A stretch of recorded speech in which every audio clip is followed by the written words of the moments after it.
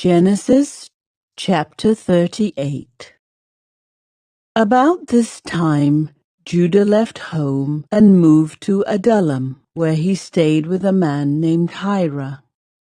There he saw a Canaanite woman, the daughter of Shua, and he married her.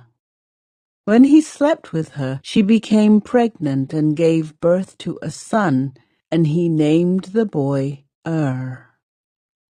Then she became pregnant again and gave birth to another son, and she named him Onan. And when she gave birth to a third son, she named him Shelah. At the time of Shelah's birth, they were living at Kezib. In the course of time, Judah arranged for his firstborn son, to marry a young woman named Tamar. But was a wicked man in the Lord's sight, so the Lord took his life. Then Judah said to brother Onan, "Go and marry Tamar, as our law requires of the brother of a man who has died. You must produce an heir for your brother." But Onan was not willing to have a child who would not be his own heir. So whenever he had intercourse with his brother's wife, he spilled the semen on the ground. This prevented her from having a child who would belong to his brother. But the Lord considered it evil for Onan to deny a child to his dead brother, so the Lord took Onan's life too.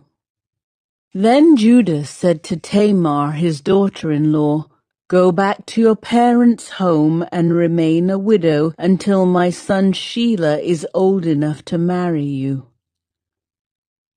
But Judah didn't really intend to do this because he was afraid Shelah would also die like his two brothers. So Tamar went back to live in her father's home. Some years later, Judah's wife died. After the time of mourning was over, Judah and his friend Hira the Adullamite went up to Timnah to supervise the shearing of his sheep. Someone told Tamar, "Look, your father-in-law is going up to Timnah to shear his sheep." Tamar was aware that Shelah had grown up, but no arrangements had been made for her to come and marry him. So she changed out of her widow's clothing and covered herself with a veil to disguise herself. Then she sat beside the road at the entrance to the village of Enaim, which is on the road to Timnah. Judah noticed her and thought she was a prostitute, since she had covered her face. So he stopped and propositioned her. "Let me have sex with you," he said, not realizing that she was his own daughter-in-law. "How much will you pay to have sex with me?" Tamar asked. "I'll send you a young goat from my flock," Judah promised. "But what will you give me to guarantee that you will send the goat?" she asked. "What kind of guarantee do you want?" he replied. She answered, "Leave me your identification seal and its cord and the walking stick you are carrying." So Judah gave them to her. Then he had intercourse with her, and she became pregnant. Afterward, she went back home, took off her veil, and put on her widow's clothing as usual. Later, Judah asked his friend Hira the Adullamite to take the young goat to the woman and to pick up the things he had given her as his guarantee. But Hira couldn't find her, so he asked the men who lived there, Where can I find the shrine prostitute who was sitting beside the road at the entrance to Enaim?" "We've never had a shrine prostitute here," they replied.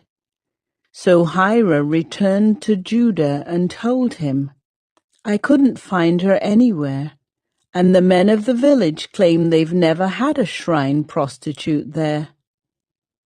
"Then let her keep the things I gave her," Judah said.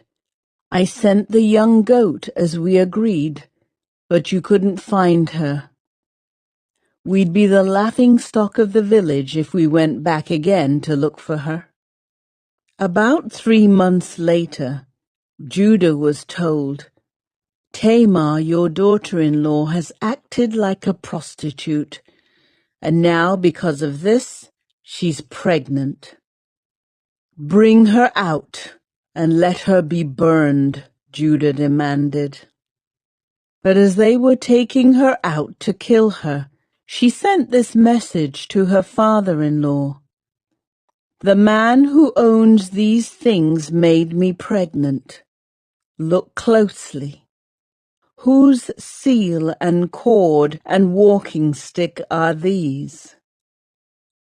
Judah recognized them immediately and said, "She is more righteous than I am, because I didn't arrange for her to marry my son Shelah."